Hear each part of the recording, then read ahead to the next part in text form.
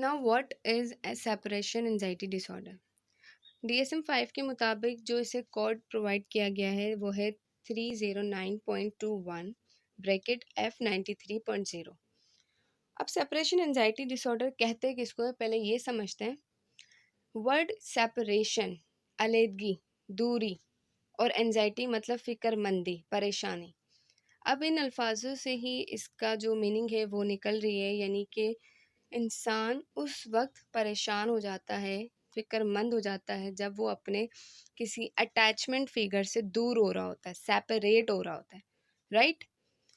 अब इंडिविजुअल या हम बच्चों की बात करें तो बच्चे क्या होते हैं, जब अपने अटैचमेंट फिगर से, स्पेशली उनका अटैचमेंट फिगर या तो उनकी मदर होती है या फादर होता है, तो जब भी वो बच्चे अपने अटैचमेंट फिगर से दूर हो रहे होते हैं तो उस वक्त जो वो एंजाइटी फील कर रहे होते हैं उस सेपरेशन की वजह से, उसे हमने नाम दिया है सेपरेशन एंजाइटी। अब अगर बच्चा अपनी उस एंजाइटी पे ओवरकम कर ले, यानी इंटरडिपेंडेंट रहने के बजाय इंडिपेंडेंट रहना सीख ले, सरवाइव करना सीख ले अपने अटैचमेंट फिगर के बगैर, तो फिर तो इसका मतलब है कि उसने जो है अपनी एंजाइटी पे ओवरकम कर लिया। लेकिन वो बच्चे जो कि अपनी इस एंजाइटी पे ओवरकम नहीं कर पाते हैं, इस एंजाइटी से डील नहीं कर सकते, तो उनमें ये चांसेस है कि वो इस डिसऑर्डर की तरफ जा सकते हैं, राइट। फिर वो इंतहाई जो है अटैचमेंट फिगर के साथ अ, रहते हैं, चिपके हुए रहते हैं, उनसे सेपरेट नहीं हो सकते। क्यों? क्योंकि जब भी वो उनसे सेपरेट होंगे या उनसे सेपरेट होने के बारे में सोचेंगे भी, तो वो इस एंजाइटी का शिकार हो जाते हैं, और ये एंजाइटी एक्सेसिव होती है और परसिस्टेंट होती है, ठीक है, और जिस पे वो ओवरकम नहीं कर सकते। This is called separation anxiety disorder. According to DSM-5 जो इसका डायग्नोस्टिक या सिम्टोमेटिक क्राइटेरिया दिया हुआ है वो देख लेते हैं। यानी जब इंडिविजुअल, कोई भी इंडिविजुअल जो कि सेपरेशन एंजाइटी डिसऑर्डर का शिकार है, उसमें क्या क्या अलामात देखी जा सकती है। क्राइटेरिया ए कह रहा है कि ये जो एंजाइटी होती है ये इंतहाई इनअप्रोप्रिएट और एक्सेसिव और परसिस्टेंट होती है। क्यों हो रही होती है? क्योंकि ये सेपरेशन के बारे में सोच भी रहे होते हैं या इनको सेपरेट कर भी दिया जाता है, तो ये एक तरह की एंजाइटी का शिकार हो जाते हैं, और उसकी वजह से, और ये बहुत ज़्यादा एक्सेसिव होती है, ठीक है, ये इनअप्रोप्रिएट होती है। और किससे दूर कर दिया जाए? इनके अटैचमेंट फिगर से अगर इन्हें दूर कर दिया जाए तब। Next we have cultural related diagnostic issue, यानी कल्चर से रिलेटेड डायग्नोस्टिक इशू क्या आ सकते हैं। तो इसको समझने के लिए एक एग्जांपल है कि अगर एक फैमिली है जो कि पाकिस्तान से बिलोंग करती है और वो यूएस शिफ्ट हो जाती है। अब यूएस की लैंग्वेज से वो लोग वाकिफ़ नहीं है कि वहाँ किस किस्म की लैंग्वेज बोली जाती है। तो आहिस्ता-आहिस्ता, क्योंकि अब उन्हें वहाँ रहना है, तो आहिस्ता-आहिस्ता वहाँ की लैंग्वेज वो सीखेंगे। सीखेंगे और फिर क्योंकि उनके लिए ज़रूरी है वहाँ के लोगों से वो इंटरैक्ट करेंगे, तो वो उसी लैंग्वेज में बात करेंगे। लेकिन जब वो सीख लेते हैं और फिर उनसे जो है नॉर्मली बात करना शुरू हो जाते हैं, जब वो लोगों से इंटरैक्ट करते हैं, तो उसी लैंग्वेज में बात करना शुरू हो जाते हैं, सो दैट्स ओके। लेकिन अगर सीखने के बाद भी बच्चा जो है सोशल सिचुएशन में या वहाँ के दूसरे बच्चों के साथ बात नहीं कर रहा उनकी लैंग्वेज में और बिल्कुल चुप है। क्यों चुप है?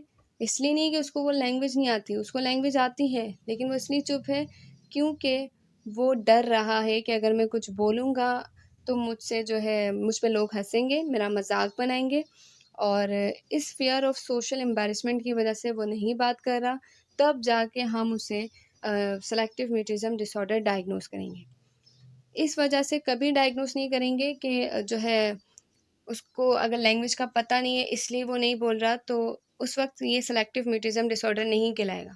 ये सेलेक्टिव म्यूटिज़्म डिसऑर्डर तब कहलाएगा कि उसको नॉलेज है पूरी, उसको पूरी ग्रिप है। वो लैंग्वेज, उस लैंग्वेज में बात कर सकता है लेकिन सिर्फ़ सोशल एम्बैरेसमेंट के डर से बात नहीं कर रहा, तब जाके हम उसे जो है सेलेक्टिव म्यूटिज़्म डिसऑर्डर डायग्नोज़ करेंगे।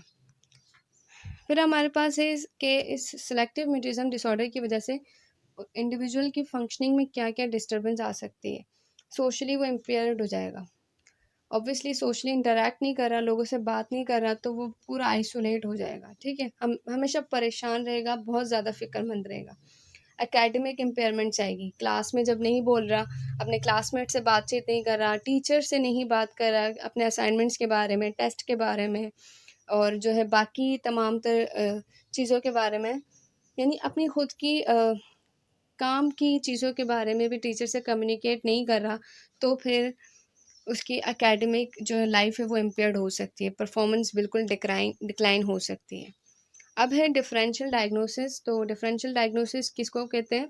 जब दो या दो से ज़्यादा डिसऑर्डर्स आपस में ओवरलैप होते हैं, तो उन्हें कुछ मुख्तलिफ सिम्टम्स की बेसिस पे हम एक दूसरे से डिफ्रेंशिएट करने की कोशिश करते हैं ताकि अपनी डायग्नोसिस को अप्रोप्रिएट बना सकें।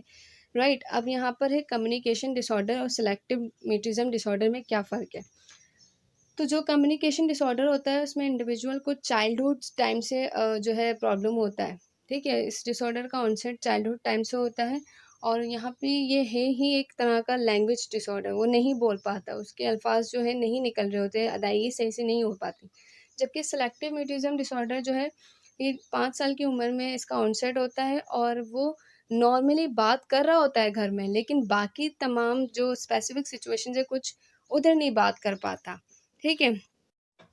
अब है न्यूरो डेवलपमेंटल या साइकोटिक डिसऑर्डर और सेलेक्टिव म्यूटिज्म डिसऑर्डर में क्या फ़र्क है। तो न्यूरो डेवलपमेंटल डिसऑर्डर में या साइकोटिक डिसऑर्डर में बेसिकली होता ये है कि उनके साथ उनके अंदर कैपेसिटी नहीं होती कि सोशली कम्युनिकेट किस तरह करना है। उनके साथ न्यूरो डेवलपमेंटल कुछ इश्यूज़ होते हैं, ठीक है, इसकी वजह से वो बात नहीं कर पाते हैं अप्रोप्रिएटली। जबकि सेलेक्टिव म्यूटिज्म में क्या होता है कि उनके अंदर पूरी कैपेसिटी होती है बात करने की, लेकिन वो फिर भी बोलते नहीं हैं, ठीक है, बिल्कुल नहीं बोलते, क्योंकि उनके अंदर जो है फ़ियर होता है सोशल एम्बैरेसमेंट का, वरना वो घर में अपने पेरेंट्स के साथ नॉर्मली बातचीत करते हैं, लेकिन स्कूल जाते हैं या फ्रेंड सर्कल में बैठते हैं तो फिर उनसे बात नहीं की जाती, हालाँकि उनके अंदर कैपेसिटी होती है बात करने की।